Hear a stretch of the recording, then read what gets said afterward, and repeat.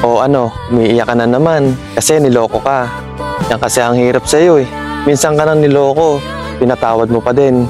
Eh kasi mahal mo. Oo, normal lang magmahal.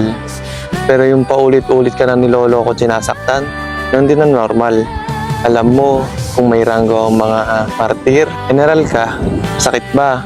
Nasaktan ka ba sa sinabi ko? Okay lang yun. Pero yun yung totoo. Kasi naniniwala ako, kung talagang mahal ka niya, hindi ka niya sasaktan ng paulit-ulit. Hindi ka niya lolokohin.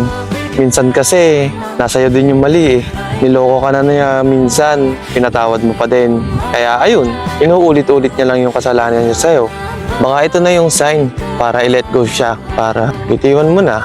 Kasi para sa akin, meron pang tao na mas deserving ng pagmamahal mo.